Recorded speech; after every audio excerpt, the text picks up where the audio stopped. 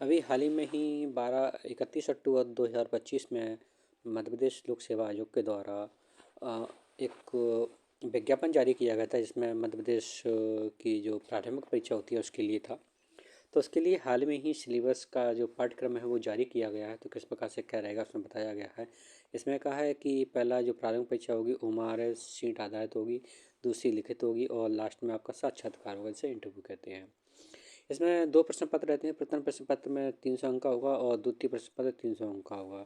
ये क्या है ना, हाल ही में चेंज किए गए हैं। पहले क्या है ना, एक प्रश्न पत्र प्रत्येक क्वेश्चन दो नंबर का रहता था।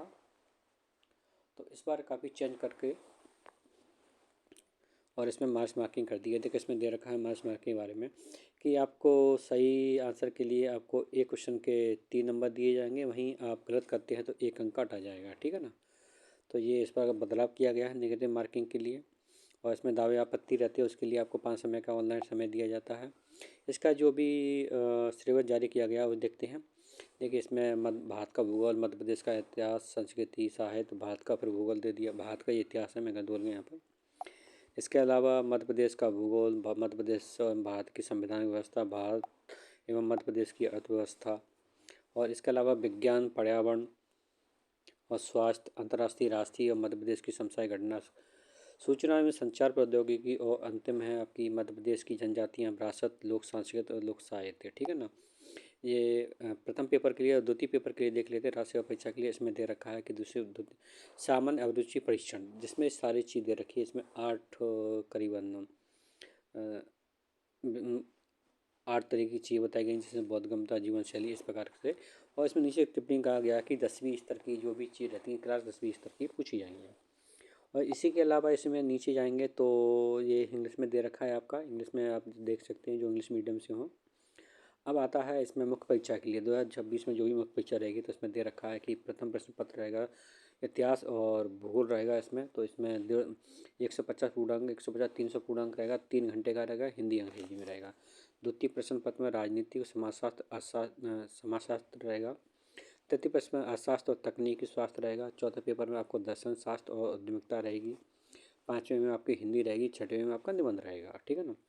कुल मिलाकर के आपको 1500 पूर्णांक रहेगा। और इसके अलावा आपका 185 इंटरव्यू रहेगा।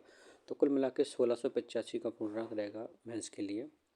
अब इसमें कहा गया है कि किस एक प्रश्न पत्र में कितने कितने, जैसे कि ये इतिहास है, इतिहास में हम देखें इसमें क्वेश्चन किस तरीके से होंगे। देखो इसमें प्रथम कुछ क्वेश्चन होंगे, इसमें 15 क्वेश्चन होंगे। कितने नंबर के होंगे? 2 अंक के होंगे। ठीक है ना। और इनकी अधिकतम संख्या 20 होगी 15 प्रश्नों की। ठीक। और लघुत्तरी क्वेश्चन होंगे वो 10 होंगे और इनकी अधिकतम अंक 7 होंगे। और ऐसे क्वेश्चन 60 होंगे। 60 कैसे होंगे? देखो अब देखो दूसरा देख लेते हैं। इसमें दीर्घ क्वेश्चन जो होंगे, इसमें 5 क्वेश्चन रहेंगे दीर्घ से, जो प्रत्येक 10 अंक का रहेगा।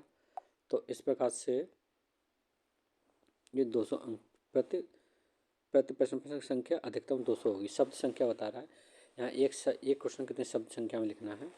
मैं थोड़ा सा यहाँ पे गलत बोल गया था, तो इस बात पे आप ध्यान दीजिए।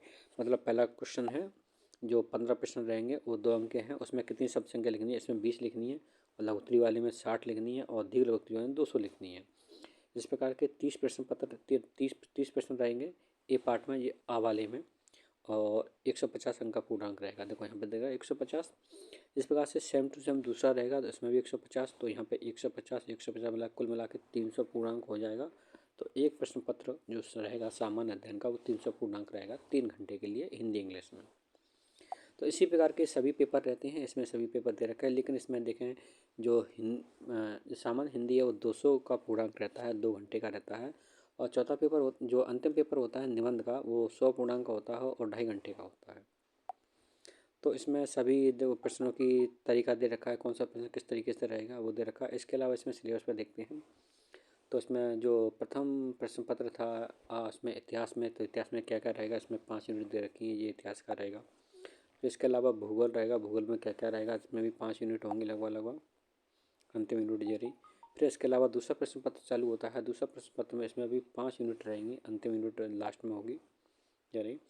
फिर इसका दूसरा जो प्रश्न पत्र का बा खंड है, तो इसमें भी पार्ट दूसरा होता है, उसमें भी 5 यूनिट रहेंगी। आगे चलते हैं। ये 5 यूनिट कंप्लीट होगी। अब तीसरा प्रश्न पत्र आ रहा है, इसमें भी 5 यूनिट रहती हैं। ये देखिए ऊपर से लेकर के 3, 4 अंतिम जो 5वीं आ गई। और इसका पार्ट सेकंड जो कि तकनीकी वाला है, इसमें भी 5 यूनिट रहेंगी। तो ये आगे देख लेते हैं। इसमें आगे चल के देखते हैं। ये 5 यूनिट हो गए। इसके अलावा अब प्रश्न पत्र आता है फोर्थ, जिसमें दर्शन शास्त्र, मनोवैज्ञान, लोक प्रशासन और केस स्टडी।